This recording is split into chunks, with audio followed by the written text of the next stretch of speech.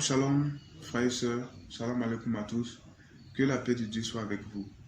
Je vais me prononcer sur une vidéo qui a circulé sur la toile ces derniers temps.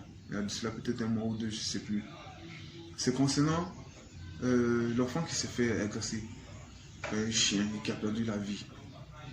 Dans les premiers instants, nous avons tous dit que voilà, le chien a agressé l'enfant, le chien a mordu l'enfant. Oui, c'est vrai.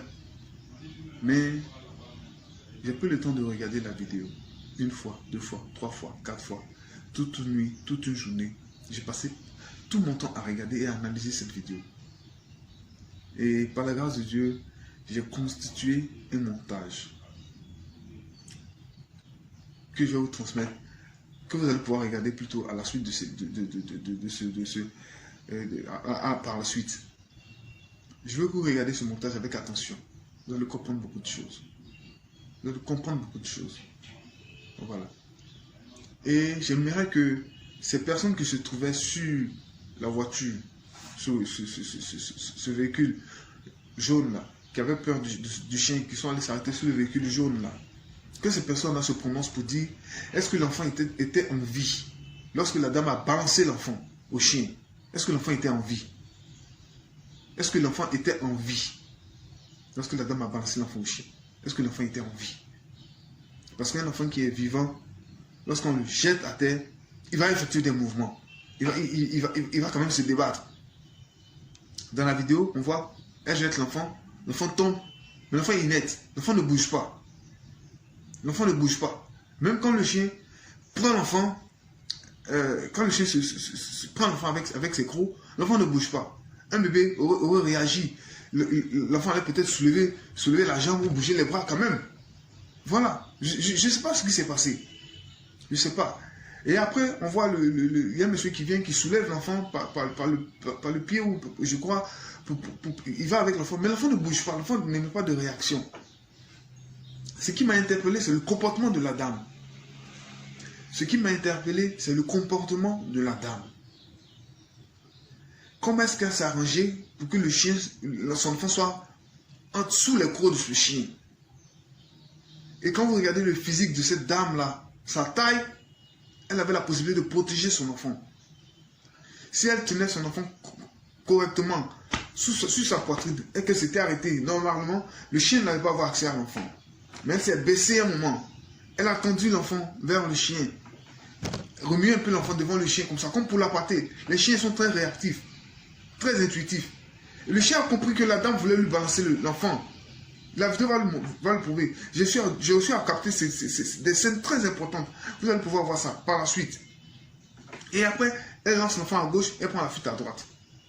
Et tout en fuyant, elle regarde derrière. Quelle est cette mère-là qui peut balancer son enfant à un chien et puis prendre la fuite en regardant derrière pour voir ce qui se passe? Elle ne fuit pas pour revenir avec un caillou, un tabouret ou quoi. Mais elle va, elle s'arrête quelque part et puis elle regarde. Elle regarde comme si c'était une bagarre entre les enfants du quartier. Et après, pendant que les gens sont en train de lutter pour chasser le chien, elle rentre à la maison en marchant.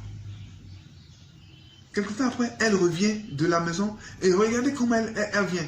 Elle vient en marchant calmement. Elle n'est pas en train de pleurer. Elle n'est pas en train de se lamenter. Elle n'a même pas défait ses cheveux comme si elle était affolée. Elle vient en marchant calmement. Et ce qui a le plus attiré mon attention, c'est lorsqu'elle a tourné la tête pour regarder les personnes qui avaient des téléphones qui filmaient la scène. Vous allez voir dans le montage que j'ai constitué. Par amour pour l'enfant qui est parti, moi-même étant père de famille, j'ai pris mon temps pour essayer de ressortir ces éléments clés, ces scènes qui montrent, ces parties qui montrent qu'il y a quelque chose qu'on doit chercher à comprendre. Qu'une enquête soit ouverte, qu'une autopsie soit faite normalement, pour qu'on sache si l'enfant était encore vivant lorsqu'il était jeté au chien, où elle se trouvait. Il y a des gens qui sont montés sur un camion pour échapper au chien. Elle se trouvait où? Et puis le chien a commencé à la poursuivre. Et pourquoi le chien ne la poursuivait pas, elle, pour la mort, et pourquoi c'est l'enfant que le chien voulait? Comprenez? Le chien ne la poursuivait pas, elle. Mais le chien en avait après l'enfant. Mais qu'est-ce qui s'est passé? Qu'est-ce qui s'est passé pour que le chien... se mettre à poursuivre la dame je sais pas, pour lui prendre son enfant, je sais pas. Hein? Et avec moi, on la voit en train de courir, elle court. Normalement, c'est comme ça qu'une femme doit tenir son enfant. Mais avec moi, elle se retrouve comme ça avec l'enfant, devant le chien. Comme ça, et puis elle lance l'enfant là, à gauche, et elle prend la fuite à droite. La vidéo va vous le montrer. Voilà, je suis tellement...